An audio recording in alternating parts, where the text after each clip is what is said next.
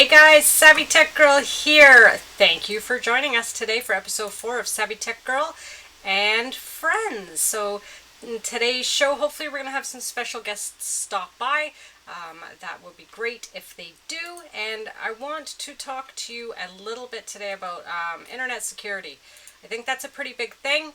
And I really think that we need to touch on it as far as gaming goes.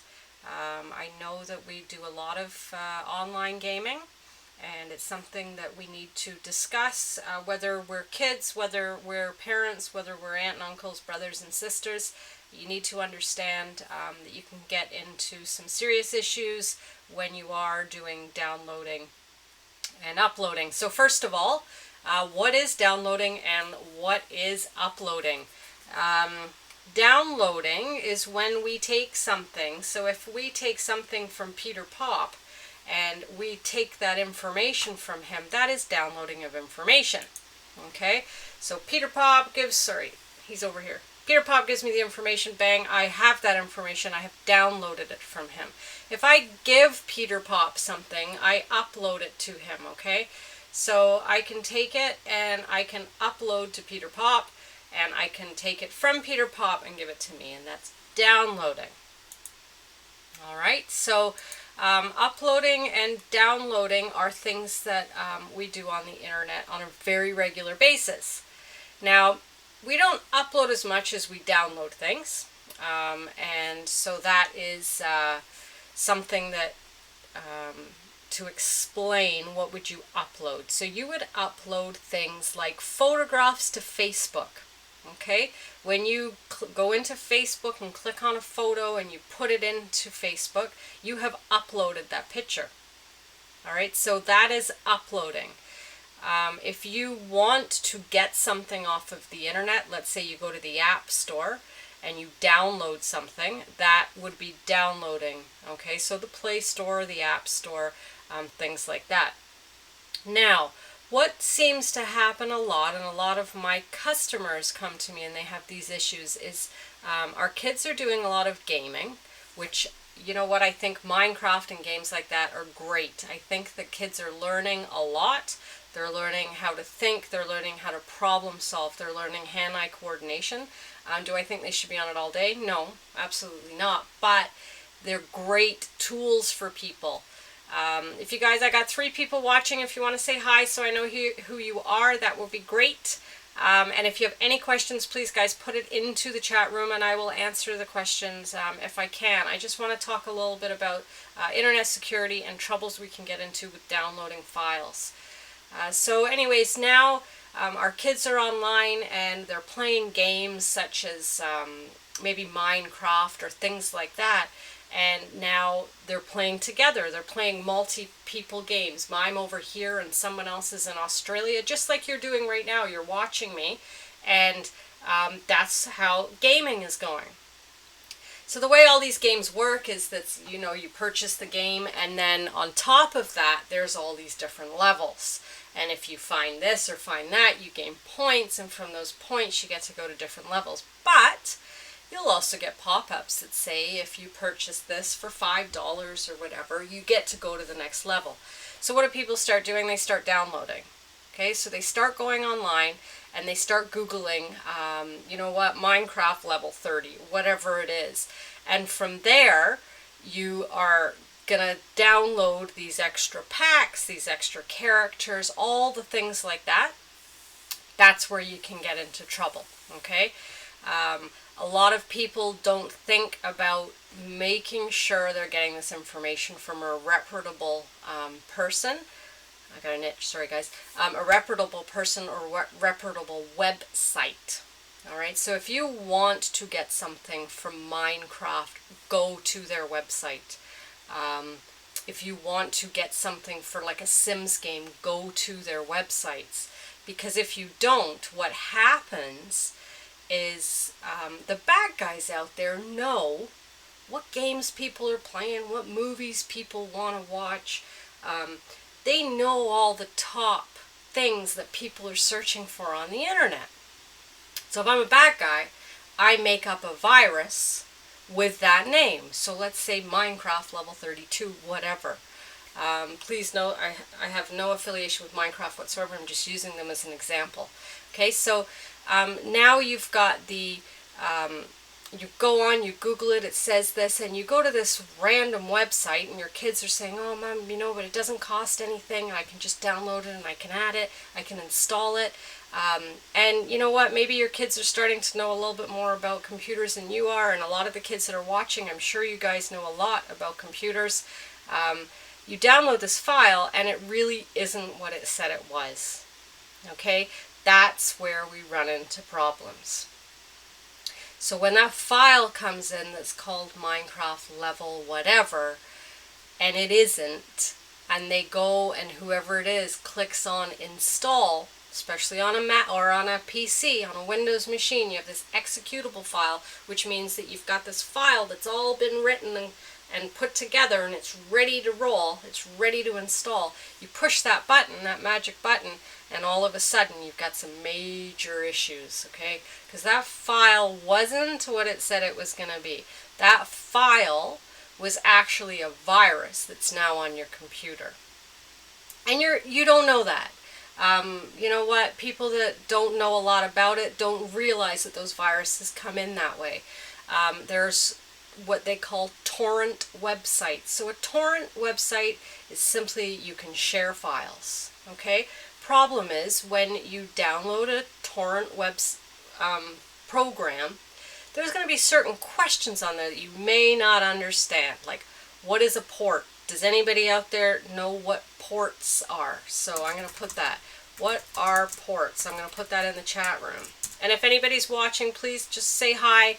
I would love to know who's out there today. If you're not watching and you're watching this at a later time, send me in any questions, savytechgirl@gmail.com, and I'll make sure I talk about them. So today we're talking about internet security and downloading and viruses. So if you download a program, even when you're doing Minecraft, things like that, there is the possibility that you are going to open up your computer to some very, very bad things. And when you do an installation of a file, it's going to ask you certain questions, and you might not understand what those questions mean, and that's fine. But if you don't understand it, it can get very dangerous. So a port is, let's compare it to a lock on your front door.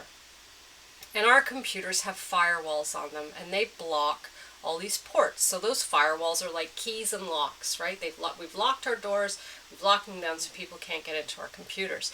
Now we've installed these games, we've opened up ports because we want to be able to play over the internet. Well, as soon as you open up those ports, you've handed your house key to all these different people. Okay? And that's where you run into problems. You would never take your house key, walk down the street and hand it out to everybody, and that's what happens.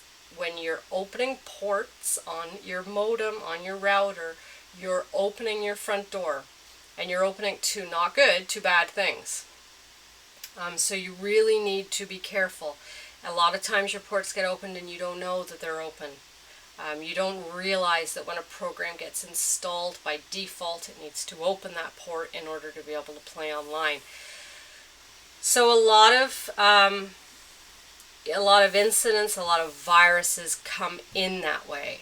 Okay, so if you're, you know what, your friends are all on a certain level of something, or they've got different characters, and you want those characters, and you come home and you Google it, and you find you know what, character pack for Minecraft or whatever it is, you need to be going to reputable sites, so you need to go to the main website. There's also a program called Steam, S-T-E-A-M, fantastic site. They do a lot of games, they support a lot of games, and it's safe for you. Okay, so you can download additions to games. I play something called, it's for guitars. Okay, so it's a computer interface. I plug it in, and I can play along. It's sort of like a rock star type of game, but it teaches you how to play different guitar songs. You can go onto Steam, you can download additional songs, and you know that the information you're getting is exactly what you've asked for.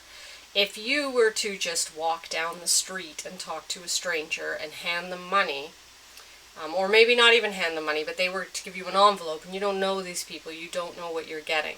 So when people create viruses, they create them for the purpose of, let's get the top songs that are out there, let's get the top movies that are out there, and those are the names that they give viruses. Okay, so you have to be very careful. So downloading is when we take that information from Peter Pop and we bring it down to us. Uploading is if I want to give something to Peter Pop and I send it to him. All right, so that is the difference between downloading and uploading. So when would we upload? Let's say you use Google Photos, and if you want to synchronize the pictures that are on your phone. So I have a phone here, and I want to take all my pictures from this phone, and I want to put them on Google. I'm uploading to Google. Okay. If I want to take that picture back off of Google, I want to put it back on my phone, I'm downloading. We talk about the cloud. What is the cloud? It's this invisible thing, and it is invisible. But when you think about the cloud, think about everything being above you. Okay? That's a simple way to think about it. So in the cloud, let's say you have Google up here, you have Gmail up here, everything's above you. So if you're getting something from the cloud, it's coming down, hence downloading. Okay? If you're putting something to the cloud, you're uploading, it's going up. So that's how you can think about the two different, downloading and uploading. It's good to put things in the cloud. If you're putting things in the cloud, they're getting saved for you in a secure environment. Sometimes it's not secure depending on where you're doing it, but if you're using a service like Google, you're using a service like Microsoft, they have encryption, so security in place for that, where you can store your files. Alright, so back to the kids playing games. If the kids are coming in, and sorry about my lighting behind me, my green screen's not working very well today. And my dog's barking, sorry about that too. So the kids are playing games and they're downloading information. You really need to know where they're downloading from. If they are going to, or anybody out there, and you guys want to start what we would call a game server, so you would be the one that's running it and everybody's coming into your Minecraft world. I would encourage people to learn all that information. That's a great thing to learn. The thing you need to remember with that is that you're opening up ports, okay? So, hey John, how's it going? So you're opening ports on your computer. So if you are going to be setting up a server for your kids or for yourself, make sure you use a computer on its own. Don't have your banking information on there. Don't have your personal files on there. Have the game on there, okay? And if you just have the game, and you create the server just with the game, if somebody gets into it, it doesn't matter. The only thing they're going to get from it is maybe the level you went to, they can steal your characters, that type of thing. But if you're going to start creating a server on a computer that you use all the time, now you're opening yourself up, because maybe you do your banking, you've got all your personal information on there. You could have credit card information on there, so you really need to be careful when it comes to things like that. Okay, so internet security is top key. When we talk about, yeah, thumbs up guys if you can, I much appreciate it. Antivirus programs. How great are antivirus programs? Well, everybody's so concerned about, do I have antivirus running on my computer? How do I know that it's running? Windows now has a Windows Defender program, which runs in the background all the time. Okay, so you don't, for some reason they didn't ever put an icon that actually shows that it's running, which I'm not quite sure why they didn't do that. Maybe they will with some changes that they're making to Windows 10.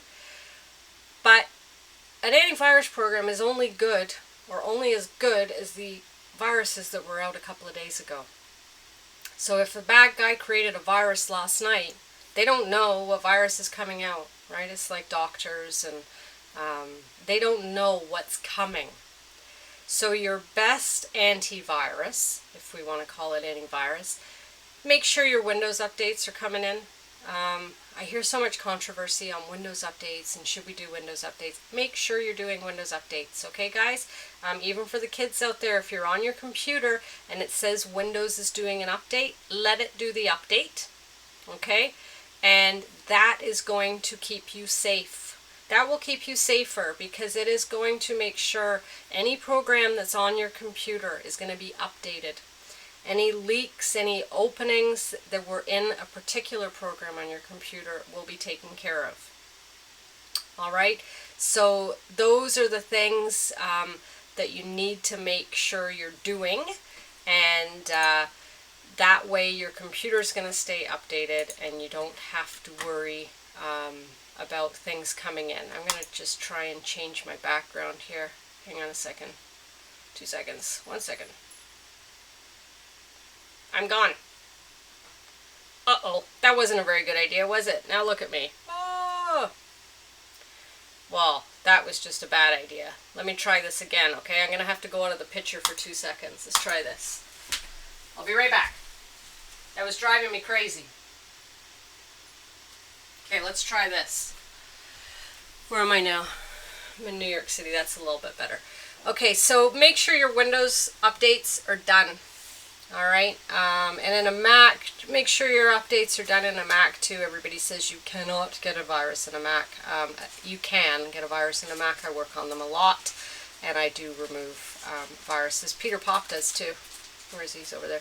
He spends a lot of time removing viruses. So that is something that you guys need to make sure you're doing.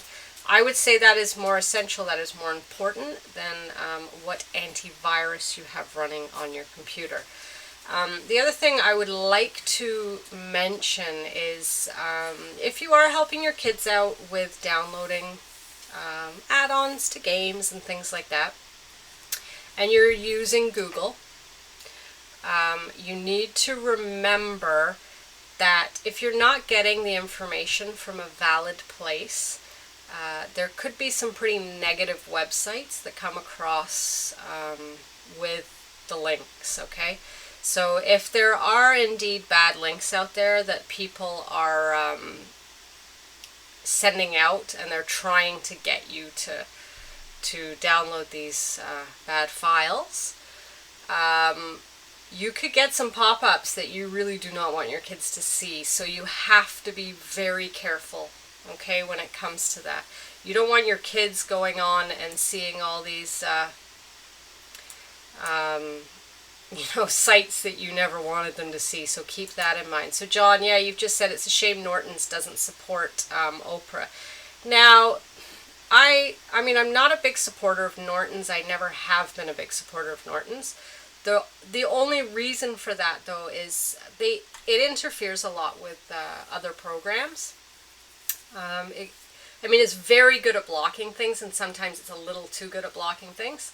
So the the Windows built-in Windows Defender, Windows antivirus, and things like that, I think they work pretty sufficiently. And they've done some studies lately that have asked the computer programmers,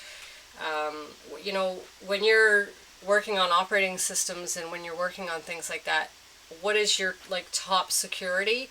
And antivirus doesn't really come into it. They're not really as concerned now because they're doing a better job. They're trying to do a better job with working with the programs, keeping them up to date, closing up those holes and stuff. So, you have to be really careful. I mean, if you're going to be using websites, kids, for downloading things, don't do it without your parents around, okay? Just make sure you show them where it's coming from. Go to Minecraft website, go to places like that. The other thing, and I will have a show only on this, is Facebook security, okay? And online security. So there are age limits for kids to be able to use Facebook, and they've done that for a reason. There are some pretty bad people out there that create what looks like your friend's profile. They go out, they look at people's friends lists if they're not private. They can easily copy people's pictures and paste them, make themselves look like that person. Send additional friend requests where you think, well, Susie's already my friend, maybe she created a new account, and that person's not who they say they are. So you know what, you really need to be careful in what kids are doing online. You have to be careful yourself, whether you're kids or not, but kids, you really need to be careful online. And if there's something that concerns you, if you get a message from somebody on Facebook or anything in social media, there's Snapchat out there, there's Instagram out there, we've got Facebook, like there's so many different methods of people staying in contact and creating things. But if anything comes up and it doesn't quite seem right, talk to your parents about it, or talk to an adult about it and let them know that it doesn't look right, and they can look into it. But I am going to have a Facebook show, a 30-minute show that's going to go over all that. But as far as internet security, uploading and downloading, you really need to be careful. Websites that are called torrent sites, and a lot of kids know about this stuff. I mean, you kids that are maybe watching right now, you know, you've heard of these sites that you go to get your games, and that's where the bad files come in. So if you want to use them, then you need to sit down with somebody, take a look at the file, because there's always a name, a file name, and then beside it, it'll say the size of the file. If the file size looks very tiny, chances are it's a virus. Okay?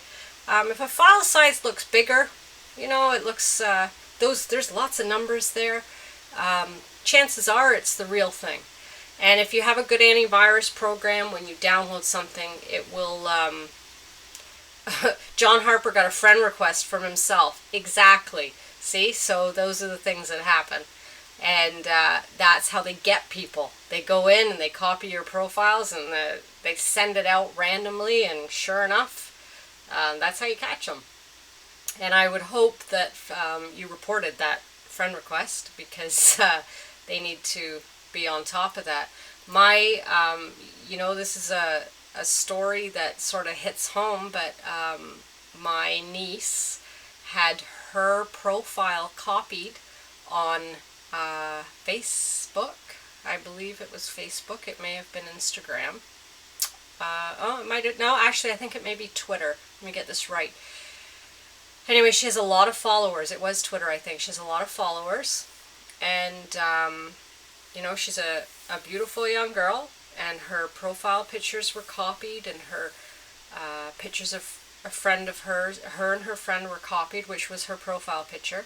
And somebody in the UK was using her identity on not so nice websites.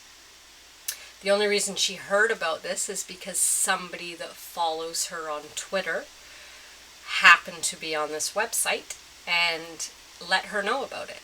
So very scary that can happen. I mean, it was reported and everything was taken care of, but if nobody had said anything to her, she never would have known. So, you really have to be careful of what you put out there, kids. Like, everything that goes online is there forever. All right? So if you think you can delete it, you can't. These pictures that you put on there, be very careful.